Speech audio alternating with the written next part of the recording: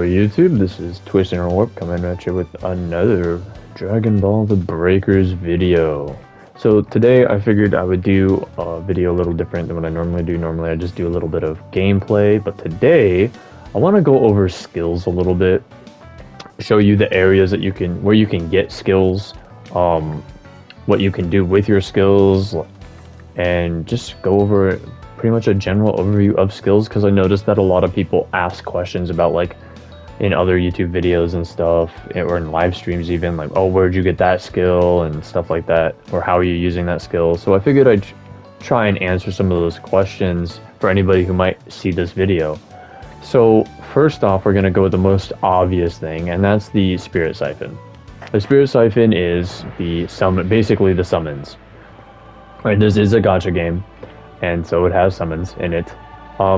And as a gacha game, they are legally required to have drop rates for everything that is in this, which you can take a look at. And if you look at the bottom left of the screen there, it says L2 for me. I'm on PlayStation. And then for Xbox, it would be LT, and for PC, I would assume it'd be left shift or something like that. So it'll bring up a description, right? Just ignore that. You can go over to this next tab here with, for PlayStation, again, it'll be R1, or for Xbox, it would be RB, and I have no clue what it would be for PC. You probably just click on it, to be honest. And it'll bring up a list of skills. It'll have the characters that the skills belong to, the percentage rates, all that crap. This is basically a list of every single skill and super that you can get from this. So if you're wondering, oh, what skills can I get? Or you saw somebody use a skill and you're wondering, like, what the rate is, or how, if you can get it from this, or if it's you have to get it from somewhere else. This is a good little starting point to see if you can get it from here, right? Next is the shop. The shop does actually sell skills for Zenny, and they're only 8k a piece. And a couple of these are extremely good, especially for new players. Okay, so you can see I've already bought a couple from when I first started playing this game on release. So we have enemy radar, zipline device, trap device, hovering device, power charger, and emergency escape device. I'm not going to go over what these do in this video. I just want to show you guys that these are here. They do exist if you need skills, because you're not like spending money on this game to get the TP medals to do summons or something, and you just started, right? And you need like another active skill to fill up your bar. Here are some skills that you can use, okay? The last places that you can technically get skills are from these guys here. This guy, now obviously you're not talking to them or anything like that, but these are technically skins, right? Oolong, Bulma, and the Farmer are considered skins in this game, even though it's under battle settings when you change. So as you can see here, I can change into these people, and when you do, you get access to their skills. Now right now, even without changing, I have one of Bulma's skills and one of Oolong's skills.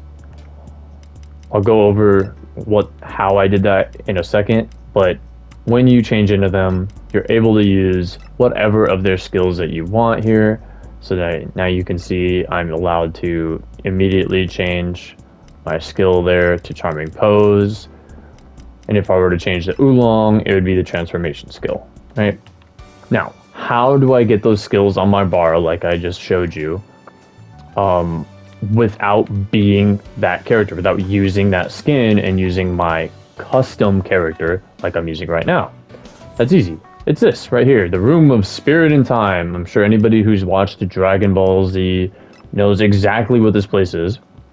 And you basically can go in here, and every single skill that you own will be here, except for the beginner skills and the ones that you buy from the shop. Those cannot be upgraded, but everything else will be in here. Everything that you got from Bulma, everything you got from Oolong, everything you get from the whatever you get from the Farmer, everything you get from the Spirit Siphon, it's all here, okay? And you can level it all up with your little spirit energy up in the upper right corner there, right? That's the flame icon.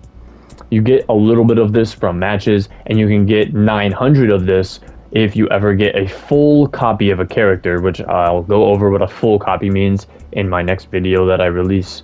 But essentially, you can level these up. As you can see, I have like Krillin, Shu, Kaioken, and Change Missile at plus 10 or higher.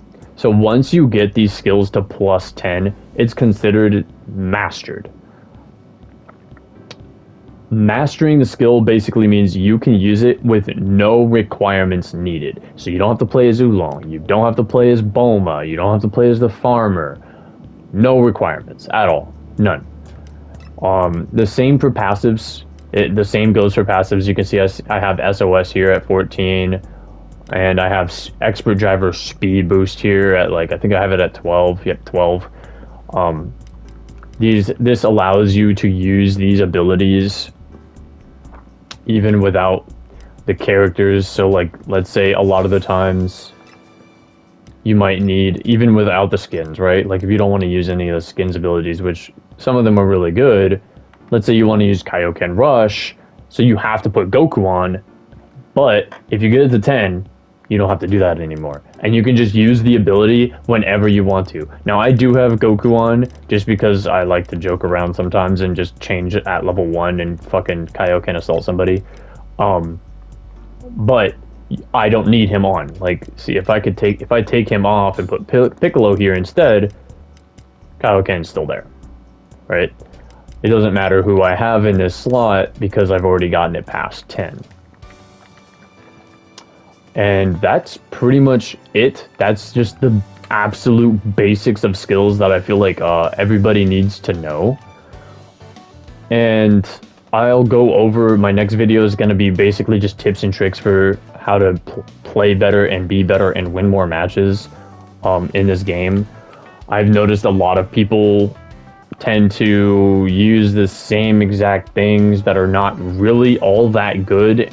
And a lot of people online seem to think that there are things that are good that are actually not good. So I'll be going over all of that in my next video. I hope you guys enjoyed this video. And if you did enjoy this video, I hope you go and watch the next video I put out as well. All right. See you guys. Have a good one.